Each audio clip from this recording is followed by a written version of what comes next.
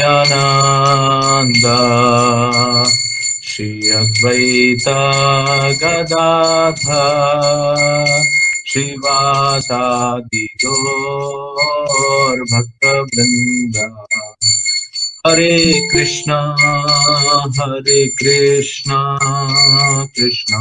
Krishna Hare Hare Hare Rama Rama Rama Hare Hare Hare Krishna Krishna Krishna Hare Hare Hare Rama Rama Hare Hare Hare Krishna Krishna Krishna Hare Hare Hare Rama Rama Hare Hare Jaya Radha Govinda Radha Jaya Gaurangitai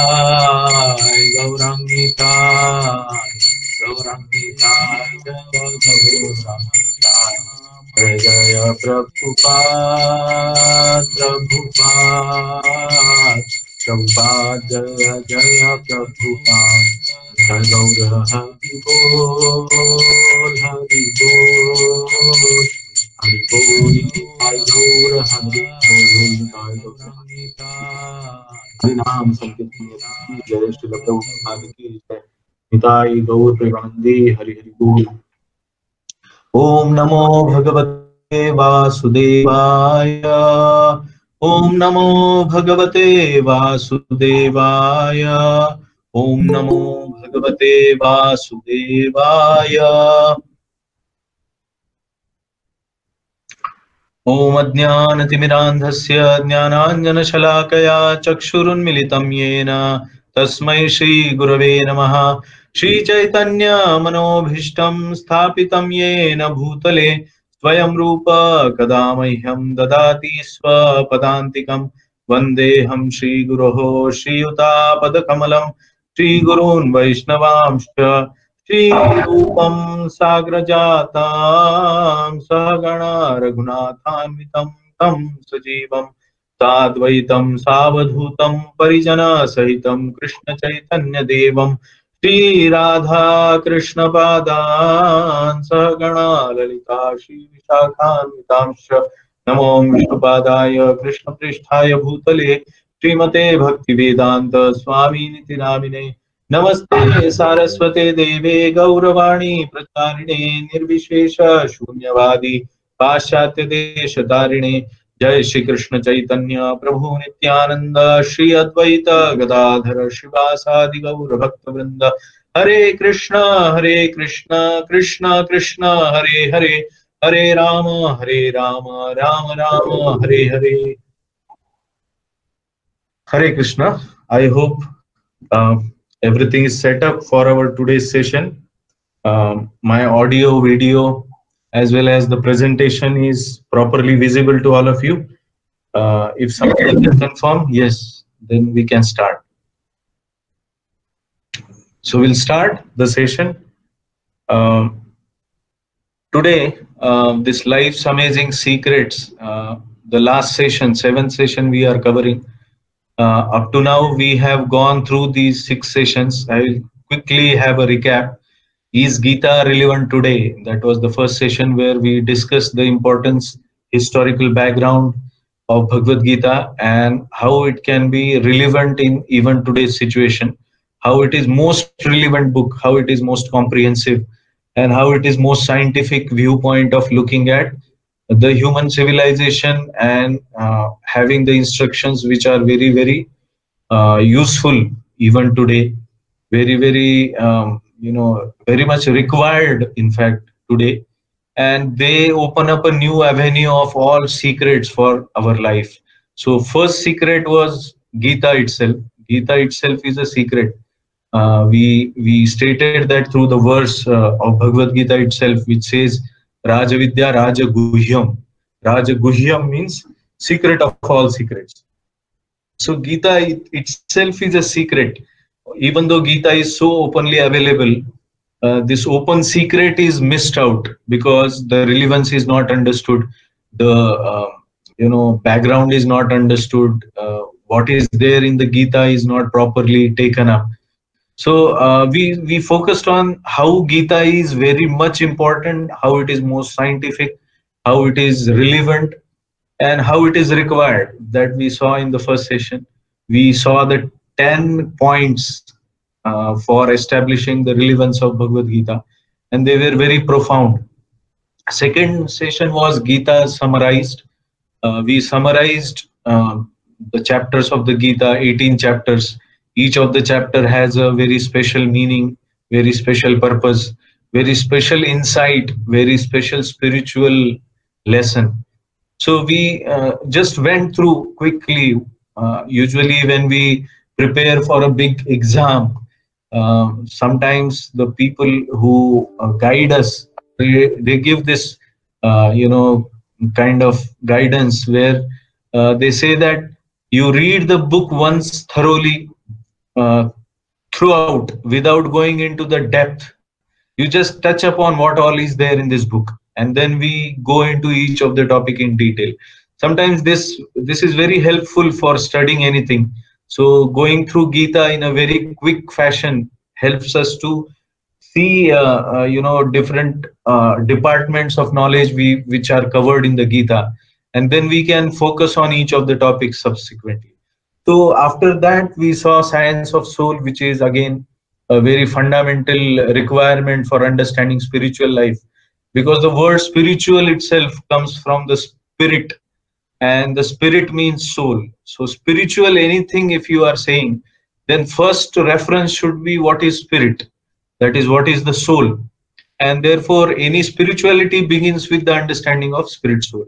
Spirit soul, the understanding, the scientific way is, again in Bhagavad Gita it has been stated that there are two kinds of energies, material and spiritual, and within material also we saw two kinds of energies. One is gross energy, the other is subtle. So the gross one consists of earth, water, air, fire, ether, and the subtle consists of mind, intelligence, and false ego. So all these 8 constitute the material energy, which is our gross body and this subconscious body or the subtle body. So these two bodies are simply coverings on the soul, and the spirit soul is the real powerful existence, which is the natural existence for all of us. We are spirit souls. We understood that through various reasonings, various common sense proofs, various reincarnation studies. We saw even near death experience, out of body experience, those conceptions are there. So we established how we are spirit souls encased within the material body. Vedic wisdom, we saw that what are the problems we face in life in general, which are the true problems of life where we need to focus. If we are focusing on very insignificant problems, then we will miss out on bigger or real problems. So we established what are real problems. We established what are the miseries of life, what are the various kinds of sufferings, and how one can take help of Vedic wisdom. Especially summary of Vedic wisdom is Bhagavad Gita. So how Bhagavad Gita actually tells us to conduct our life on spiritual basis, so that we get rid, uproot all the material problems like birth, old age, disease, death, and adhyatmik, adhibhautik, adhidaivik klesh. 6th session was about how, if we are spirit soul and Vedic literatures gives us wisdom, then how to act on the Vedic wisdom, or what part of Vedic wisdom actually gives us the insight into how we can connect to spiritual power, that is our own spirit soul and the supreme spirit soul, or the supreme personality of Godhead, supreme power or Paramatma. So how do we connect, and what do we gain by connecting? how do we live a spiritual life. That was the fifth session.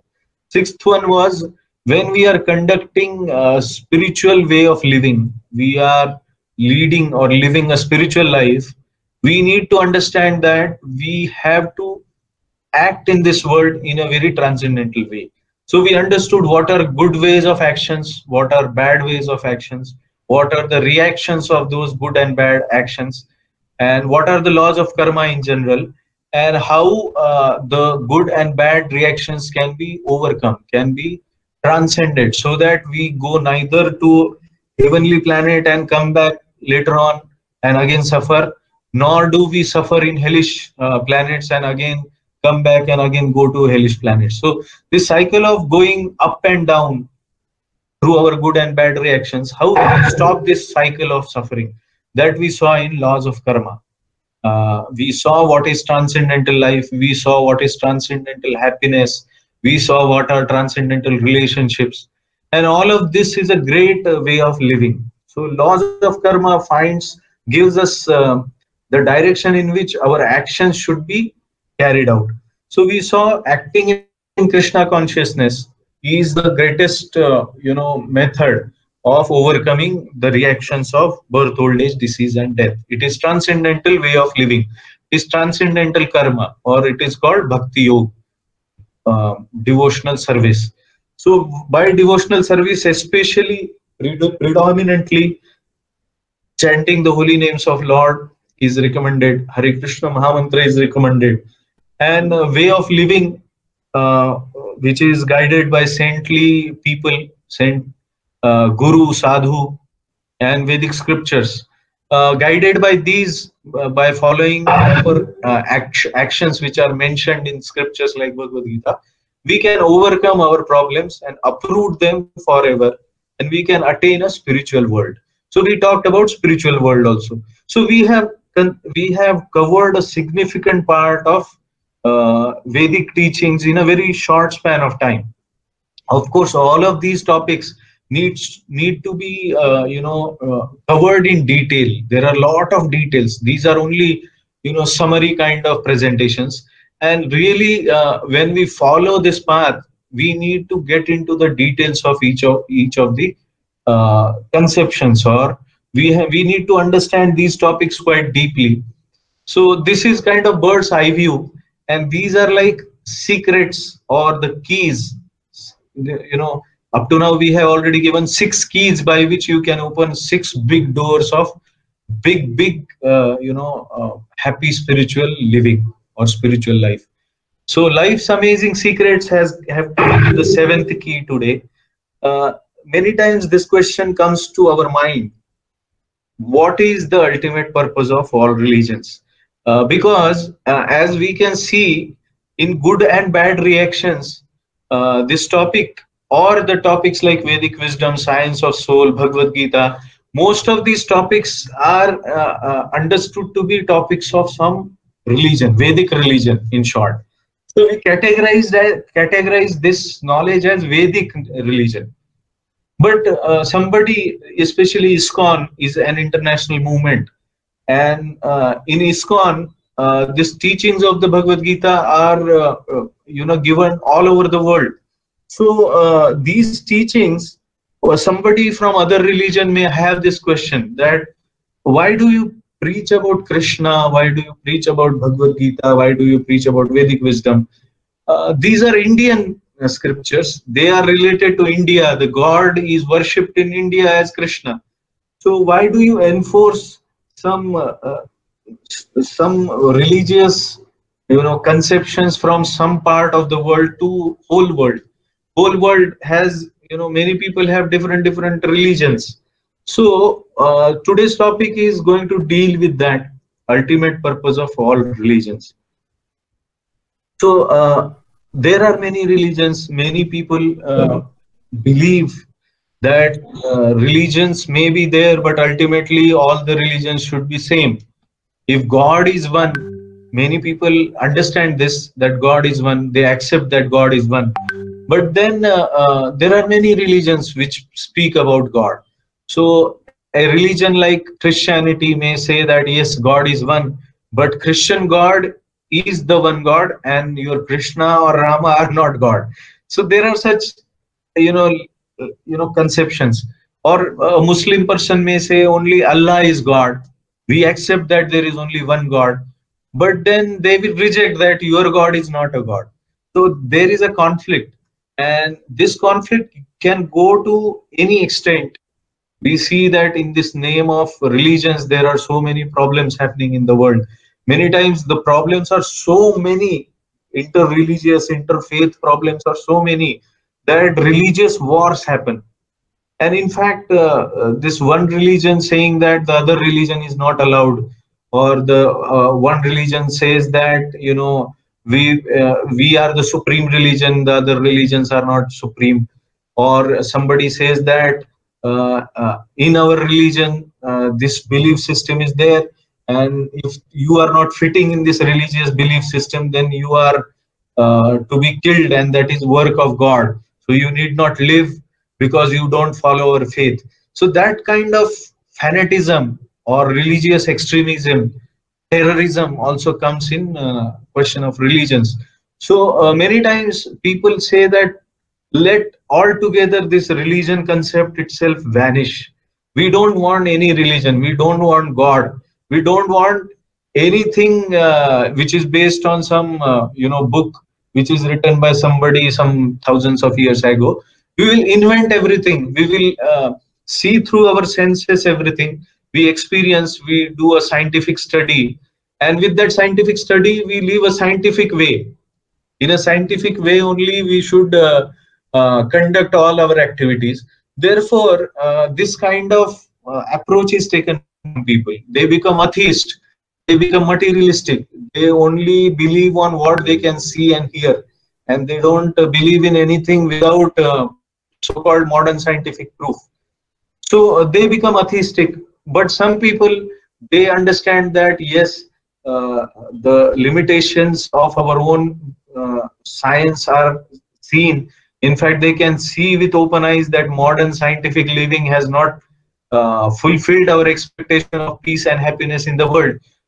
So-called happiness of the world can be destroyed within no time, and so-called science also becomes helpless in so many cases. Like you see COVID-19, uh, up to now there are so many problems, but modern science has not greatly helped us, and many people are struggling for basic healthy living today. With more and more modern science adaptation, we see that the diseases are not reducing, they are becoming more severe.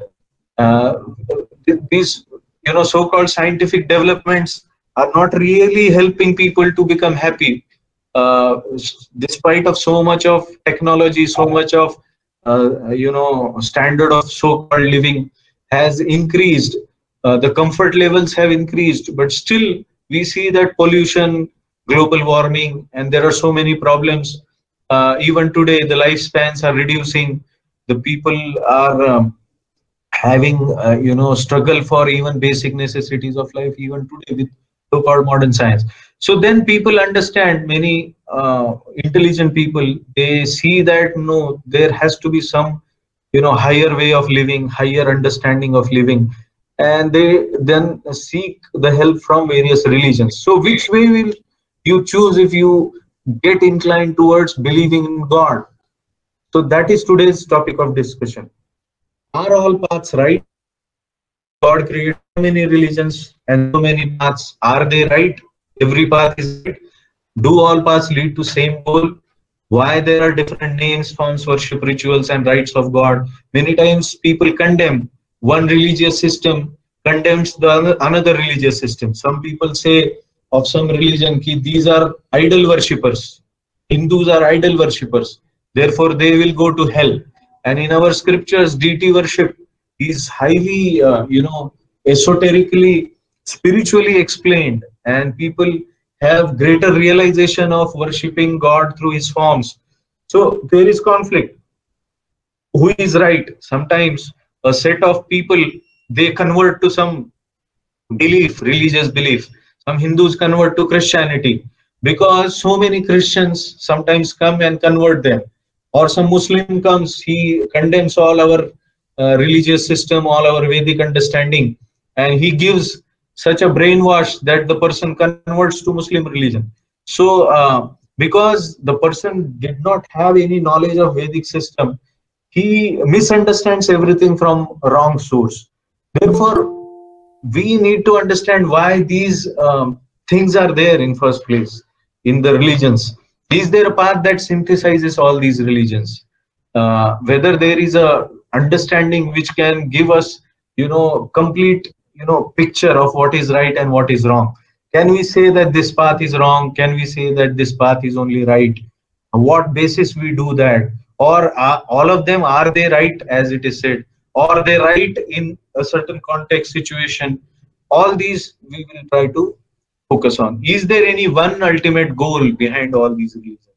So the topic today, ultimate purpose of all religions, is going to dive into these questions. Now this this particular slide is giving a very baseline or foundational definition or conception to understand the various religious systems. So I hope I am audible, visible, and presentation is seen by you. Yes, Prabhuji. Yeah. Yes. Up to now, is there any problem? I just established the introduction to the session. We'll go into the details. No problem, Prabhuji. Very nicely done. So let us understand this particular fundamental equation.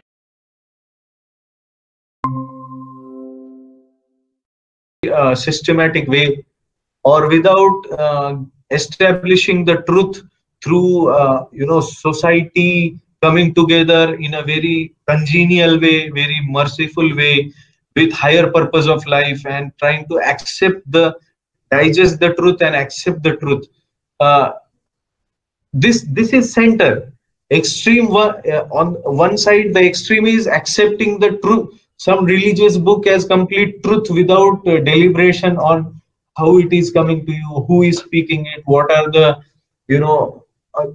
for every religious system there is a method of establishing the truth. If the establishment of the truth is not properly done, and still you blindly accept, since it is written in some book, I blindly accept without any question answer, without any intellectual understanding, I blindly accept. That is one extreme. The other extreme is I don't at all accept anything, I reject the truth itself.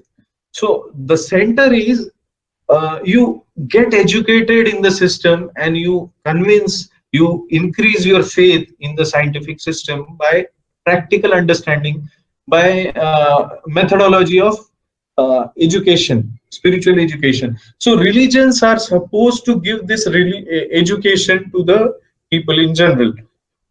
So the example of academics is, in elementary school, the mathematics of subtraction is taught to a child.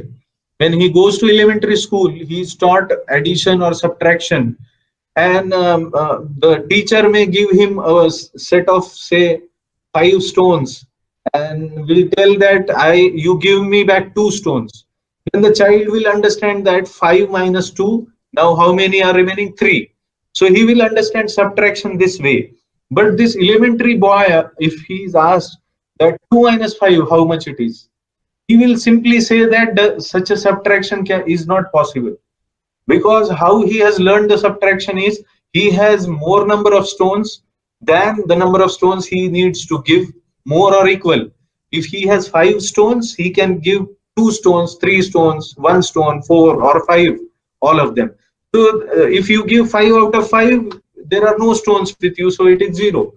So the child understands that I give my collection of stones to other people, the number of stones I give, the number of stones are remaining out of the total is only subtraction.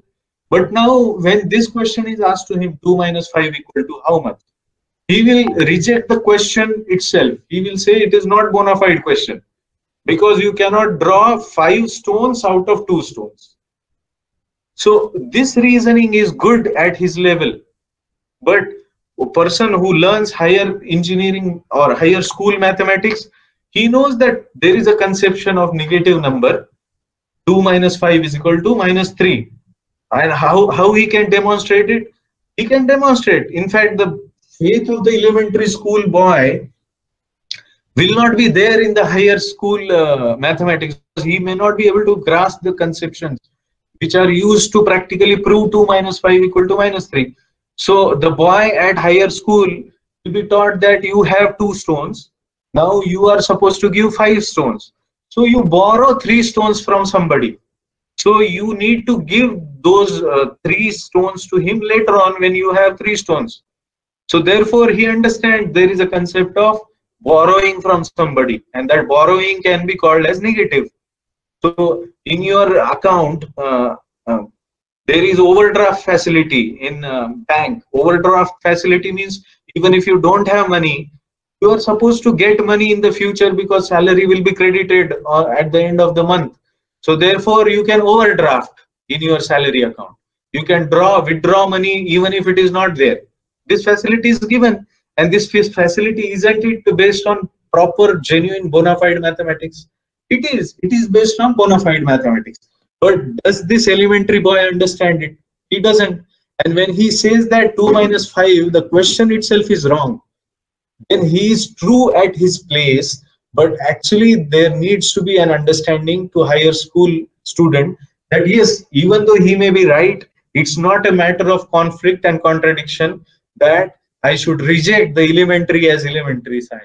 I should understand it as elementary mathematics. It is required, and through this understanding, the intelligence is evolved to go to higher school. So therefore, there is higher school, there is college mathematics where beta, delta, gamma, alpha, root minus I, imaginary number, all these mathematics are taught. But for high school student, that mathematics he cannot understand.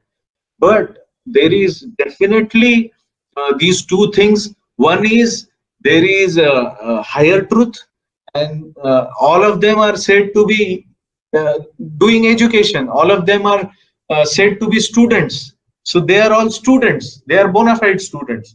But at the same time, they have a higher understanding of truth, higher understanding of mathematics or science.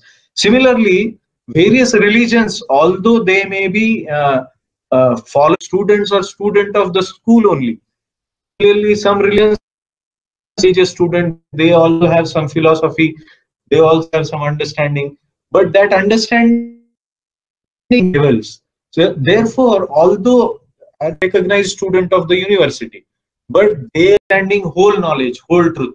Therefore, Jesus says that there is so much I have to tell you, but you cannot bear it now. You can't understand. I can't give you everything. Whatever he spoke, for that also he got so much resistance and he was crucified.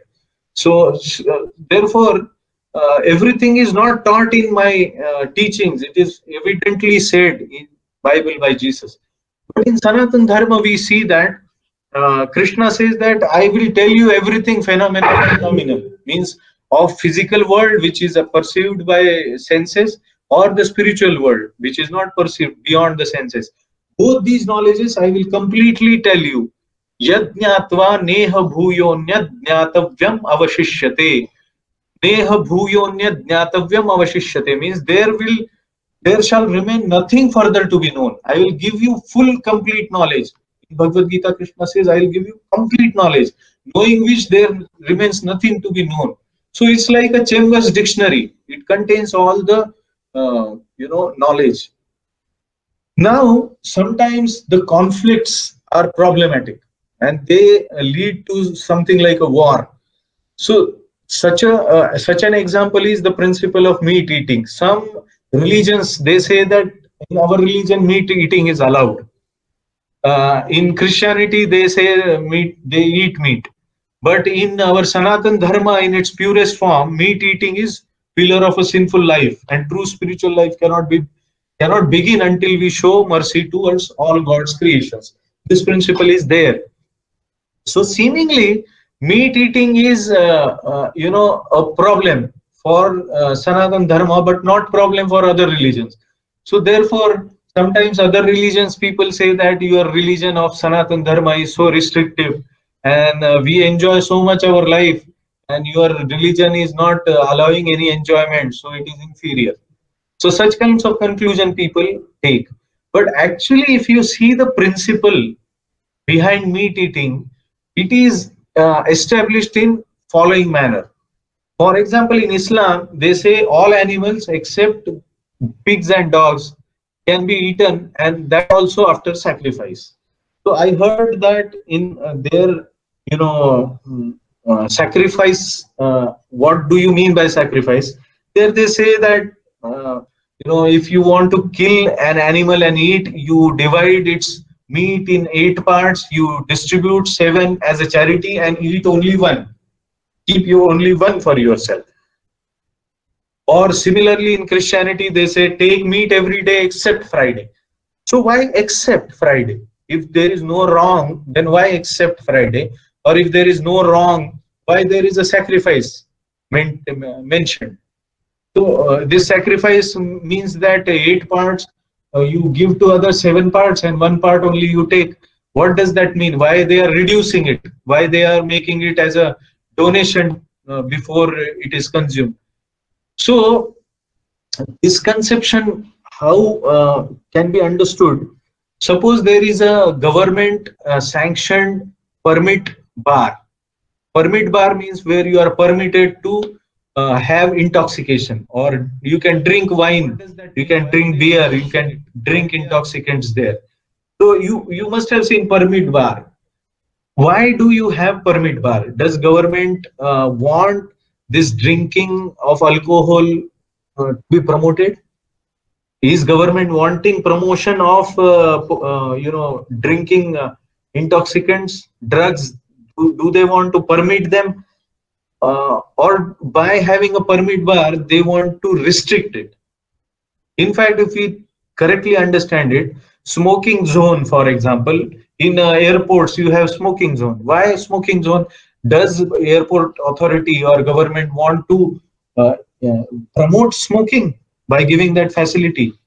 No, actually it is done in the spirit that they want to reduce it ultimately, but there are people who can't live without it. There are people who want to smoke despite there is a warning that you will get a cancer, and in fact there is a very high probability that you will definitely get cancer. Therefore they will print that ghastly image of cancerous patients on the pack of cigarettes. So all of this, is it for promoting drinking and eating this drinking and smoking? Government doesn't want to promote it, government wants to restrict it. Government wants people to be isolated from general society to do these activities. Similarly, some religions may give some concession, but that concession doesn't mean that religion is promoting that meat eating. In fact, I met one of a Muslim person during my journey in a train. He told me that he is vegetarian. Why? Because he feels that mercy towards animals is part of religion, and this is what their religion actually wants to teach. So therefore he said that I am a vegetarian, I don't eat non-veg, and for that from my community I get a lot of bashing, and they want me to eat meat. They try to drag me to meat eating, and they justify it with our own religion. So therefore I feel that meat eating is killing animals is not merciful nature, and therefore if it destroys mercy, I should not eat it. And I understand the message from my scriptures, my preachers, in this way. So therefore you can see that the difference may be there superficially in terms of the rules and regulations for certain place circumstance.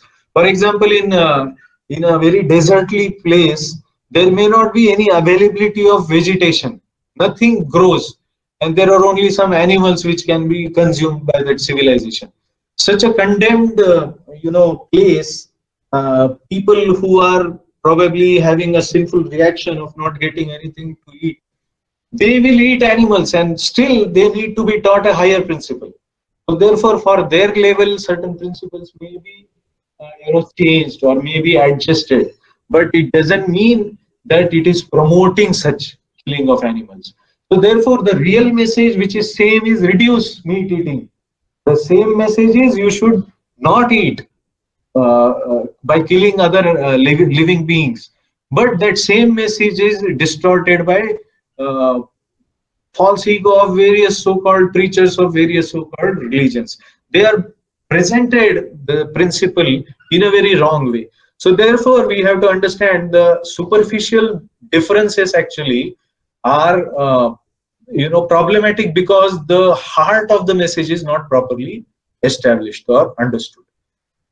I hope up to this point everything is clear. In fact, this will give us a very synthesis of all religion. I was telling this point that through this presentation up to now, we must be able to understand how various religions are located, how various principles are connecting.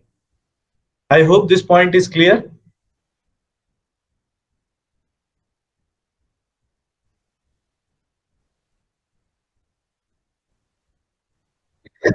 Yeah. So now we will now come to our Sanatan Dharma. Up to now we saw various other religions, how they are related. It's not a very big, difficult subject to understand. If we understand the principle-oriented nature of or the heart of any religion in a very bona fide way. Now the question comes to Sanatan Dharma. Sanatan Dharma, the question most of the times it is the level of religion when it comes. We may like that my religion is higher. Anybody would like to have that conception that I am born in a Muslim family, so my religion must be great because I am born in this Muslim family.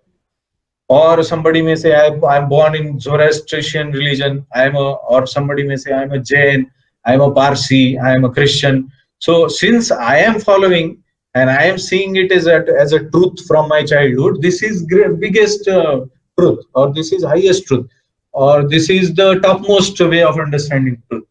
But if we go from historical perspective, Sanatan Dharma is the oldest religion.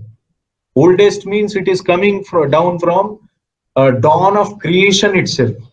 It is Bhagavad Gita, which was spoken 5,000 years ago. The Bhagavad Gita says that this imam vivasvate yogam proktavan aham avyayam vivasvan manave praha manuh ikshvakave bravit evam parampara praptam imam rajarshayo viduhu sakale neha mahata yogo nashta parantapa. So this Bhagavad Gita, this knowledge, Krishna says that same knowledge I had given to sun god Vivasvan at the time of creation. So that means the same knowledge of Bhagavad Gita is there since dawn of creation. It was given to sun god Vivasvan, then it was given to Manu, who is the father of all mankind. We are Manushya. Everybody is a Manushya, whether he is this religion or that religion. If he is Christian, he is Manushya. If I go by principles and go by definitions, then everybody is actually coming from Manu. So Manu gave Manu Samhita, Manushya, how he should behave. For that there is a code of conduct, Manu Samhita.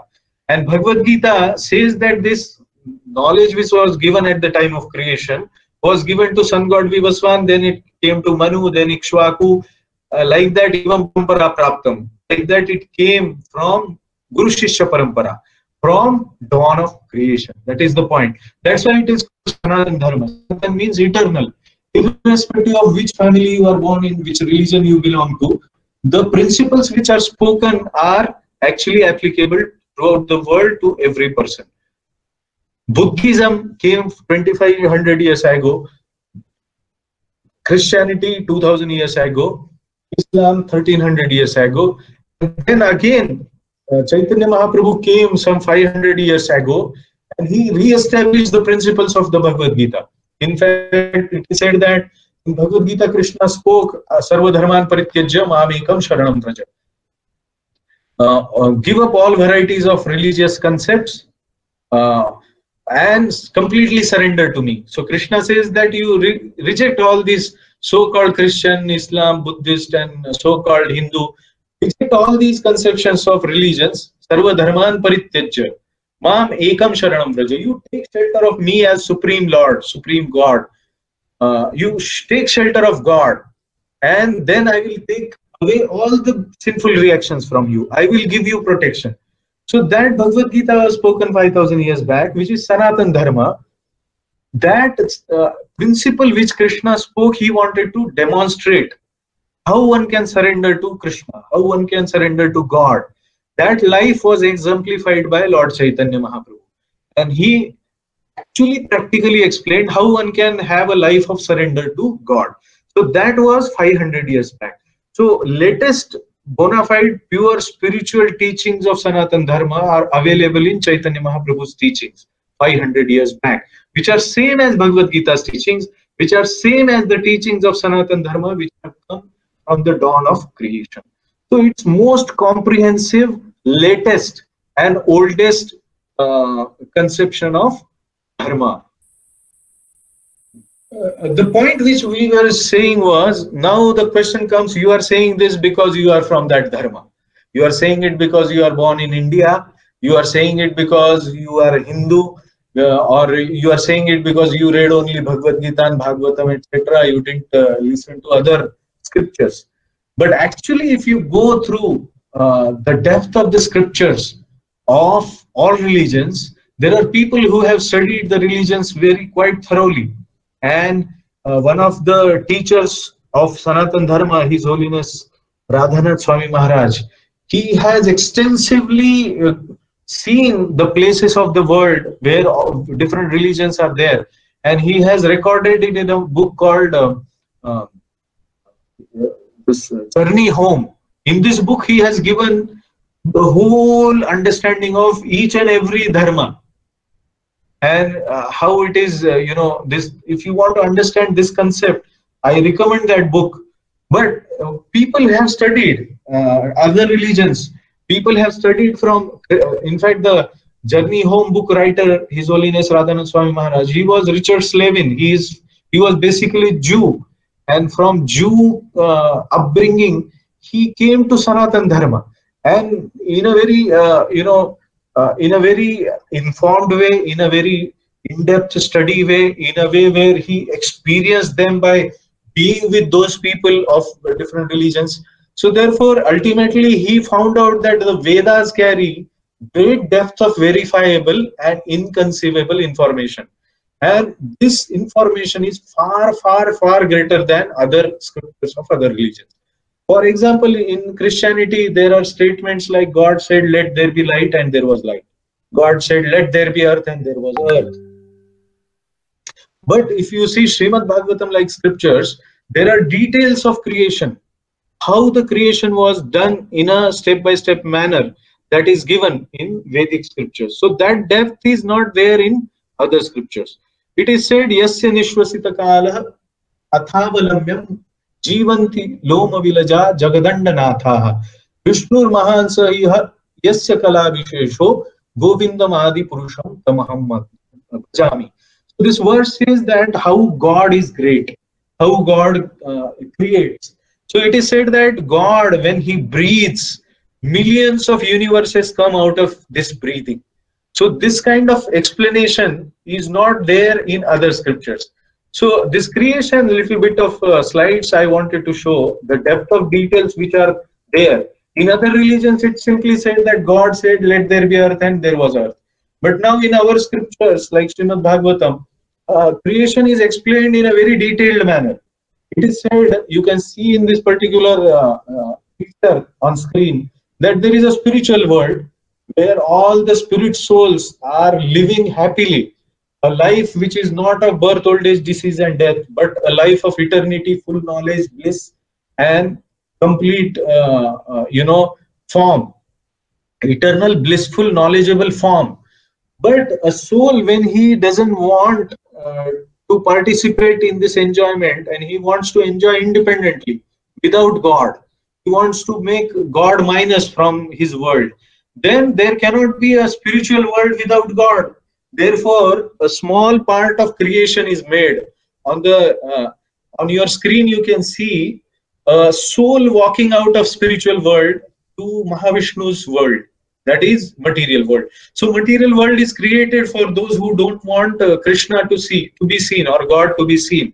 So here in material world, can you see God? That is the proof that yes, material world, at least spiritual world, I am not able to see. But in material world, I am not able to see God. Because this principle, the reasoning is given in detail in Srimad Bhagavatam. Then it is said that Mahavishnu actually makes arrangement for creating elements of this material creation. So it is very in depth, it is given how earth, water, air, fire, ether, false ego, mind, intelligence, how all of them were created. And what was the sequence of creation, what was created first, what was created next, and how they are scientifically related. You can experiment and actually see the relation between gross matter and its sequencing, its subtleness. Then it is said that out of Mahavishnu's breathing, out of Mahavishnu there was creation of further universes through his breathing. And in each of the universe, Mahavishnu expanded himself as another form of Vishnu, Garbhodakshayi Vishnu. And this Garbhodakshayi Vishnu was lying on the causal ocean, and then from his navel a flower, came out. And this flower, lotus, which came out from the navel of Garbhodakshayi Vishnu, first living entity was born. In fact, if you see the relationship with how we are born from mother, we are connected within the womb, we are connected to the mother's navel. So, ये जो माँ के साथ बच्चे का connection कैसे होता है, birth कैसे होता है? So why should we be fascinated and say that this is not possible? In our life, it has become possible that from our mother, we are connected through umbilical cord to the navel portion of mother. Similarly, the first creation of Brahmaji, who appeared on that lotus, is created. This is principle of creation, and same we can see in ordinary life. So this creation and this conception of God is so powerful. Why can't it be so beautifully arranged? It is perfectly possible. So this is, although inconceivable, it has a sense of proof. Then Brahmaji, he wanted to see how he has come, what is his origin. He could not go beyond the Kala Chakra, because the God is situated beyond Kala. Kala means Mrityu. Kala means time, which is manifested as death. So all of us who are part of this creation, which is beyond this time circle, we cannot go beyond time. All of us are mortal beings. All of us meet death. We can't understand something which is having no beginning and no end. We understand everything in terms of there is a beginning, there is an end for everything. But everything that comes in material world has beginning and end, which is signified that by that time, by the chakra of the Lord, which is manifested as time, and one cannot go beyond it. So Brahmadev actually shows through this information in scriptures that we can't go beyond time just like that. So he went back, and then he heard a voice saying that you do tapasya, tapa. So by tapasya, a culture or a spiritual way of living by which he could purify himself, and that purification gave him the real knowledge, real darshan, real personality of the behind the creation was seen by Lord Brahma. And then he was instructed to have secondary creation. So Lord Brahma became engineer. He took all the materials which were created by Mahavishnu, earth, water, air, fire, ether, false ego, mind, intelligence, ego. Then he created the planetary system. He created the different secondary creation. And then within the creation, everything was not moving, inanimate.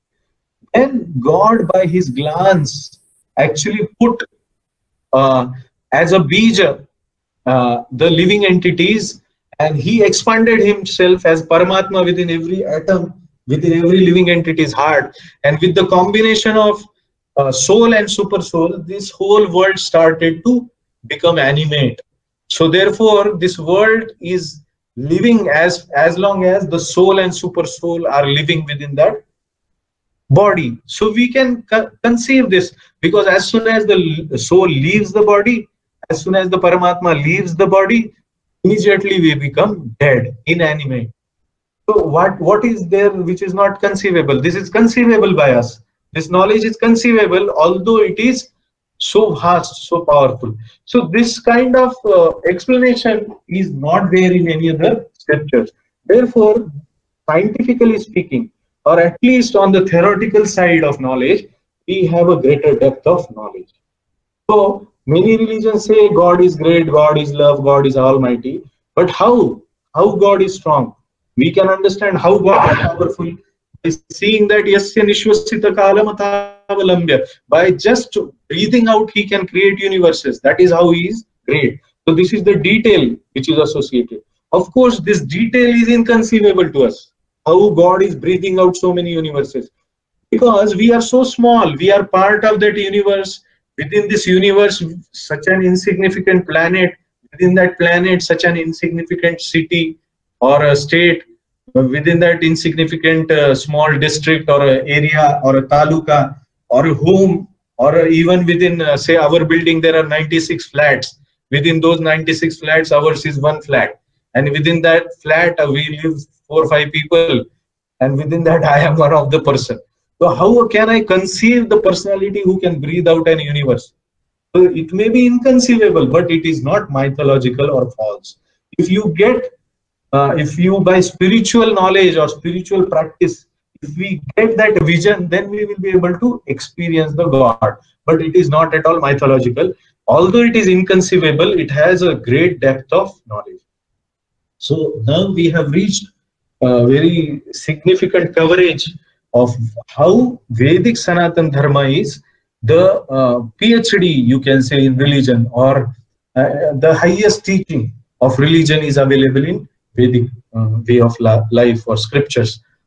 Now, how do we relate with God? Now we have come from various religions to Sanatan Dharma. We understood why Sanatan Dharma is great. Within Sanatan Dharma also, there are different platforms of worship. There is, first of all, acceptance of God, that indeed a controller exists, indeed a creator exists, indeed a designer, lawmaker exists. And then we want to understand him, we want to relate with him. So how do we relate? We relate either through fear or through desire, material desire. Fear means God will punish me if I don't follow certain laws. For example, if I kill animals and eat them, I will be killed by laws of nature. This is written in scriptures. This law is established by God himself. So therefore, I am fearful of killing animals and eating. Therefore, I relate with God in the capacity that I am fearful of reaction of law if it is violated. And the lawmaker is God. Therefore, I respect God and fear God. That is one way. Desire is, I have material desire. Everything is created by God. Everything is maintained by God. God gives me fruits of my activities. So therefore, I pray to God that I have so and so desire. Please give me, fulfill my desire, material desire. That is second platform. Third platform of worship is duty. I am dutiful to God because already God is giving me sun. He is giving me energy. He is giving me my senses. He is giving me air to breathe. He is giving me water to drink. He is giving me eatables. He is giving fruits in the nature. He is giving so much. I cannot exist without God. So he understands that I should be dutiful towards God. What are the laws of God I should follow? What are whatever may be desires, higher than desires, even though my desires are fulfilled or not, I should be duty bound. So he is on a higher platform, that although my desire may not be fulfilled by God, but still God is giving me so much already. So I should reciprocate him with doing my duty towards God. This is next level of worship of God or relating with God. Fourth one is love, which is pure, uninterrupted. So this conception is conception of relating with God. The love is highest. It is obvious, because in love, duty also comes. In love, desire fulfillment also comes. In love, fear also comes. We fear our mother and father. That is our love towards mother and father. But if you fear somebody, can they take a position of love of father and mother? No. If you relate with somebody out of your desire, you want to get something from him, and you give the position of love of mother and father to such a person? No. If somebody is duty bound in office, he is following your orders. So can you give orders like what mother and father can give out of love? No. But mother and father can make you dutiful. They can make you, they can evoke your duty or attitude. They can evoke your sentiment of desire fulfillment. They can evoke your fear out of love. So love is the topmost platform, and all religious systems are supposed to take us from the platform of fear to the platform of love. This is the pure and uninterrupted, unadulterated love is the highest platform of worship, or we call it Bhakti Yoga or devotional service. So Karma Yoga, Jnana Yoga, all other forms of yoga are actually subordinate to Bhakti Yoga. Now we worship in various ways. Actual, the details of worship. How do we relate to our God? So in Bhagavad Gita, there are two ways given. One is Vidhi, one is Avidhi. Vidhi means according to scriptural guidance. Avidhi means ignoring scriptural guidance. I worship God but by my own way, by my own thinking. That is Avidhi. And Vidhi means I worship God the way God has told me to worship. So sometimes there is so much of media hype, and there is contradiction, conflict, and there are debates on why should you waste water and milk to do abhishek to God. Because God likes to be worshipped in that way, because God appears in a deity form to accept our offerings. And it is not that the milk is wasted, it is not that the water is wasted, it is not that the fruit juice which is offered as abhishek is wasted. In fact, all of that becomes tirtha, and all of that is consumed, and it is healthy also. It is very tasty also. We do not throw it in gutter. So it's not wasted. We distribute in temple the abhishek ceremony. After abhishek ceremony, there is a feast for whoever comes, whether he is good, bad, whether he is rich, poor, whether he is educated, uneducated. For everybody, vidhi of abhishek, when it is performed, it is benefiting everybody. So there is vidhi purvak. Avidhi purvak means whimsical. I feel like that. I feel this should be done. I feel this should not be done, and I do it whimsically according to my own way of thinking. So vidhi purvak, there are again two ways of worship. One is impersonal, or without assuming God has having personality, and the other is by vidhi purvak, by assuming that God has having personality. So the way I gave example, the deity of the God, the form of the God, they are personal worship. And some people don't believe in form of the God. They believe that God is there, but he is in impersonal form. He doesn't have a form. He is like energy everywhere. He is like in every atom, and everywhere there is influence of God. He is all knowing, but he doesn't have a personal form. Sometimes that understanding, if he says that God doesn't have form, then on the right side he becomes the part of avidhi, which is mayavadi. Mayavadi means one who doesn't believe that there is God's form. But there is a difference between mayavadi and impersonal. Impersonal believes that there may be God's form, but he doesn't worship God's form. He is impersonal, Brahmavadi. But Mayavadi thinks that God has no form at all. He rejects all forms of God. He rejects Ram, Krishna, or Vigraha Murti of God. So that Mayavadi is Avidhi Purvak. Because according to scriptures, God has a form. Avidhi Purvak, there is one more branch which is called natural propensity, which is further explained in the other slide. But before going to that slide, let me explain that ignoring scriptural guidelines, if one worships, then he will not be getting any benefit. It is said plainly in Bhagavad Gita. It is said, or at most he may get some material benefit. So Avidhi Purvak means, Krishna says that ignoring scriptural guidelines is Avidhi Purvak, and according to scriptural guidelines is Vidhi Purvak, and he recommends that Yah Shastra Vidhim Utsrujya Vartate Kamakaratah Nasa Siddhim Avapnoti Na Sukham Na Param Gatim. That means Krishna says that Yah Shastra Vidhim Utsrujya. Utsrujya means by giving up. That means Avidhi Purvak. If somebody gives up Vidhi, he becomes a Vidhi worshipper, then what happens? Na sa siddhim avapnoti, he will not obtain siddhi or perfection. Na sukham, he will not obtain happiness. Na param gatim, he will not obtain any perfection that is due after death.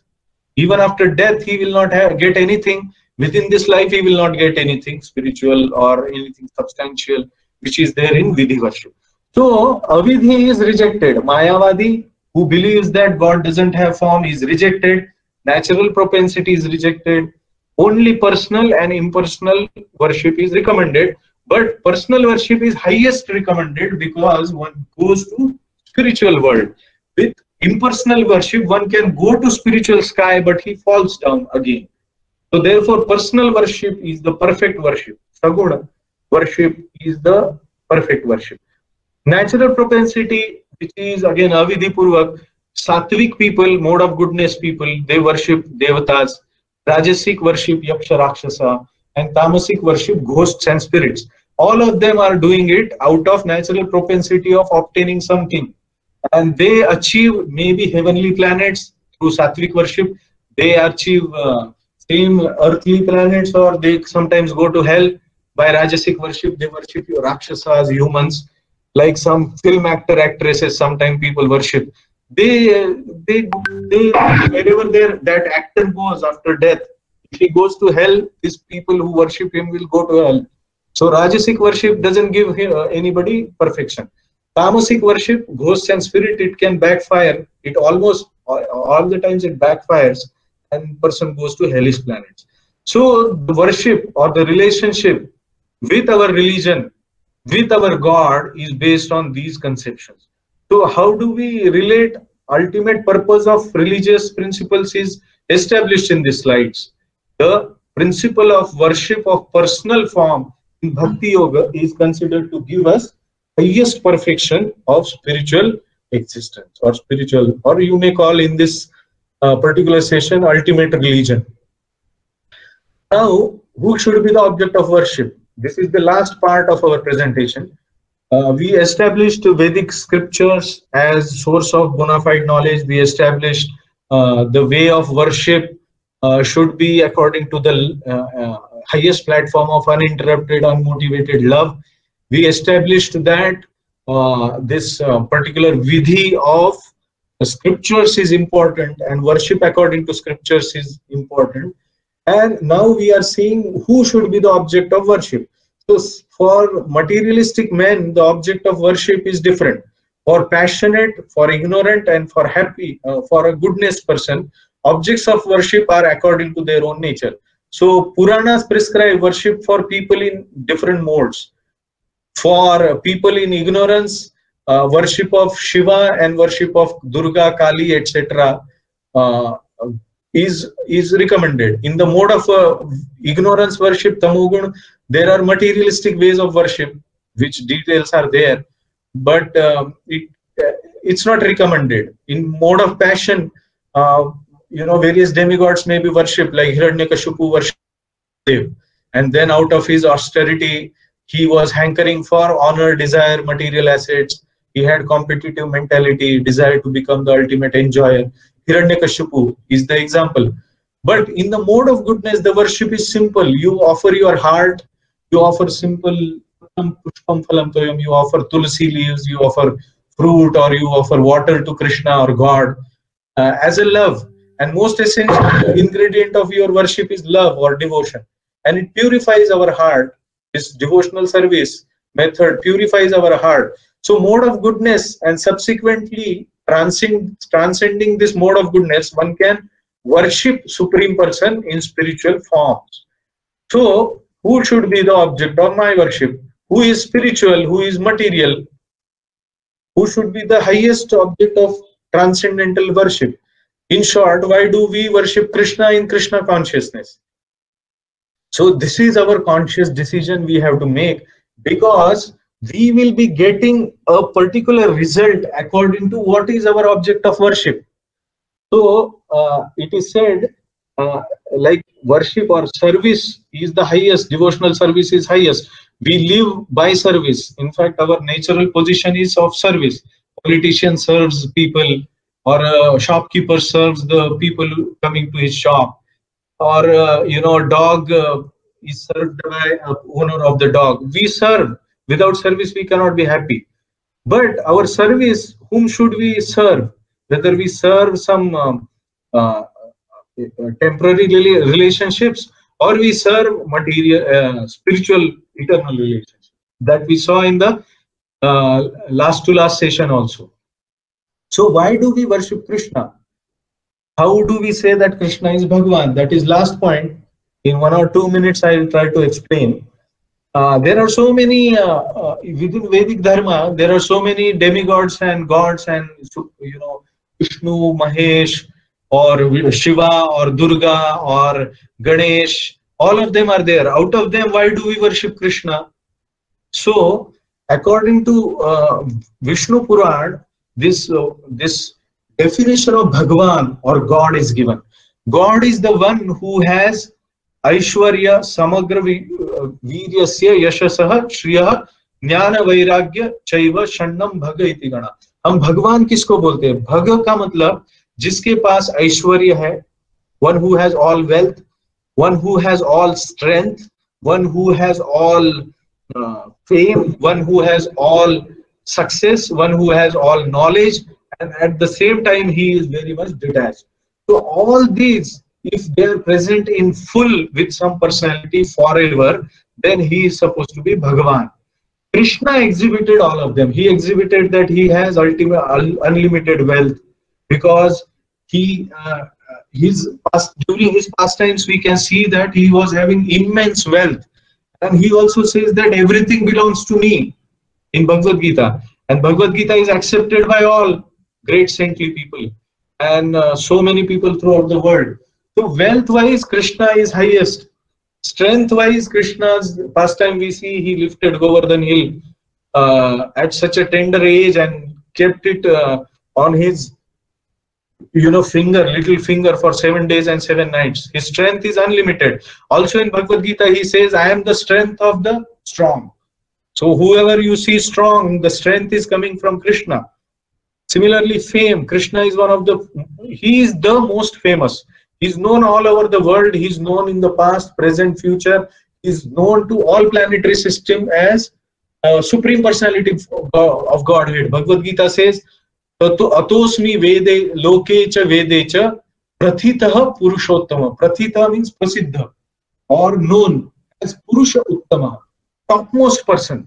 And he is the cause of all causes. He is most beautiful. It is described in scriptures how he is beautiful, and even his beauty is more than Cupid, the god of beauty. So god of beauty also gets his beauty from Krishna. And it is said, all beauty of all beautiful people comes from Krishna. So knowledge, Krishna is knowledgeable. Krishna knows past. Vedaham samatitani vartamanani charjuna bhavishyani cha bhutani mantu vettana kaschana. Krishna says, I know past, present and future of everybody. But there is nobody in this world or anywhere who knows me completely. So therefore Krishna is the most knowledgeable person. Krishna is most renounced. In the Naranarayan avatar, Krishna showed his power of renunciation. He does tapasya forever. He is renounced. So renunciation also, Krishna is highest. Therefore Krishna is considered Bhagwan. Now impersonal, God has personal beautiful form, or God is not having any form. It is the question similar to this question. Microsoft is a company spread throughout the world. Its offices throughout the world. It is well managed MNC. Everybody knows. But who is the person behind this? Is there any person behind this? Yes, because Bill Gates established Microsoft. Microsoft, although appears to be situated all over the world, everywhere, but still there is a person behind it. Similarly, behind this gigantic universe, Krishna says, I am there. Krishna himself says, Aham sarvasya prabhavo matta sarvam pravartati. I am the source of spiritual and material worlds. Everything emanates from me. And then he is seed-giving father of all living entities, he says. He is the person under whose maya dhakshena prakriti suyate sacharacharam. This material nature world is under the direction of Supreme Lord Krishna. Gama vishwasya bhutani dharayamyaham ojasa. I am the energy by which all these planetary systems are bound together to move in a particular way. गुरुत्वाकर्षण शक्ति जो है वो भगवान से ही आती है. So all these energies, he is the source, and this is seen by the devotees of the Lord. Yashoda Mata saw this within the mouth of Krishna. At that age, she saw whole universe. Arjuna himself saw the whole universe and all gods in the form of Lord Krishna. So therefore, Arjuna said that yes, you are the Supreme Lord.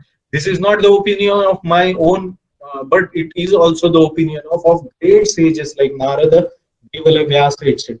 So therefore, Krishna not only did say this, but he also witnessed this in universal form. He witnessed that he is able to see Brahmaji, he is able to see Shiva, he is able to see earth, water, air, fire, ether, all gross elements. He is able to see subtle elements. Everything is from Krishna.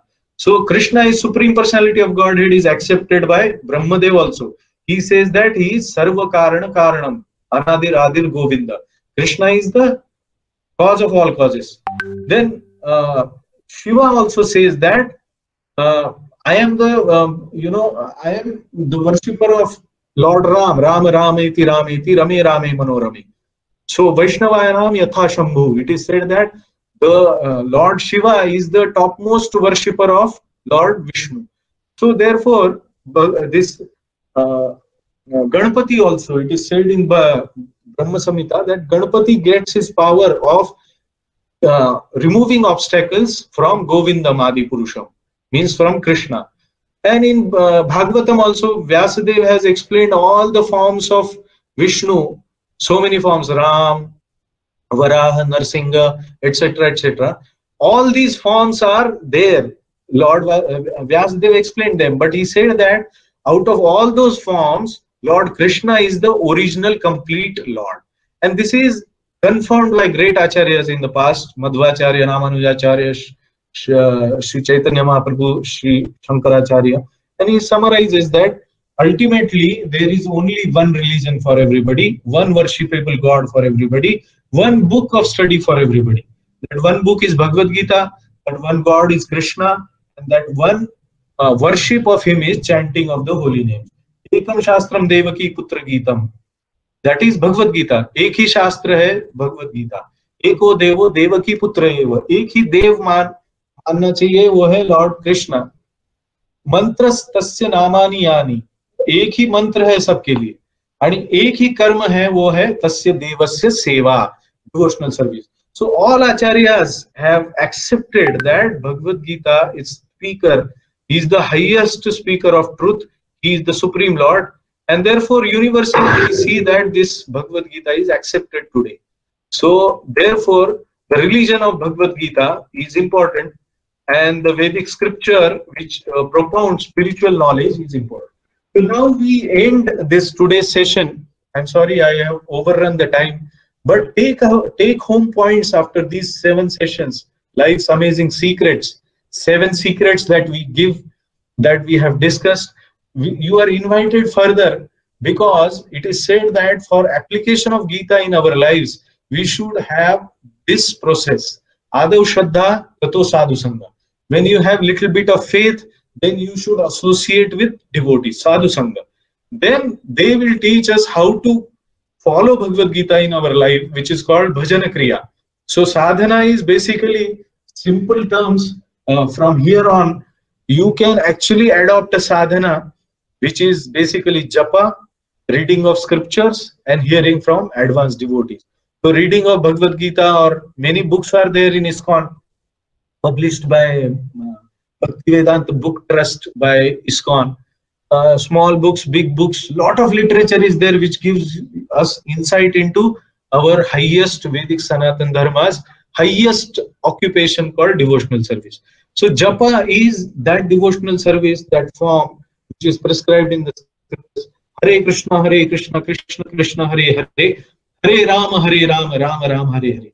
This japa, reading of scriptures, and this ABCD which is there, association of devotees, books reading, chanting, and diet means Krishna Prasad. So all these details you can get to know further.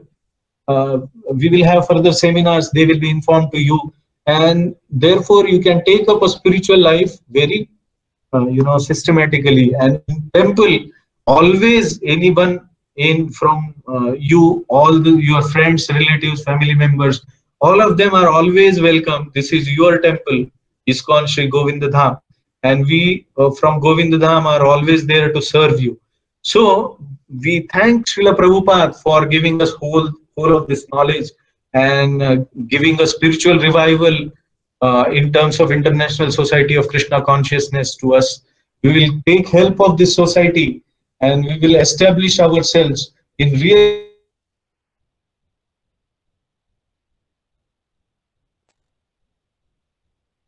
secrets. So I am very grateful for being here with us during this seminar series. I hope you will continue to be in touch with us, and we will serve you better and better, and we could make some attempt of discussing the spiritual subject matter. Hare Krishna. Srila Prabhupada ki jai. Prabhuji, if there are any announcements, you can.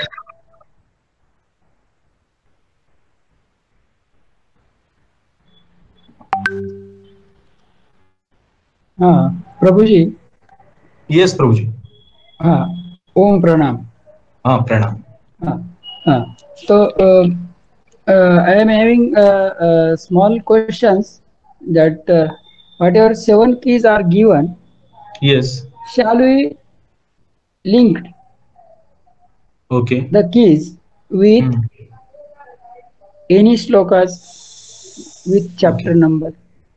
Particular means, I mean to say, suppose first, is Gita is relevant today for human civilization. Shall we refer any slokas, particular slokas?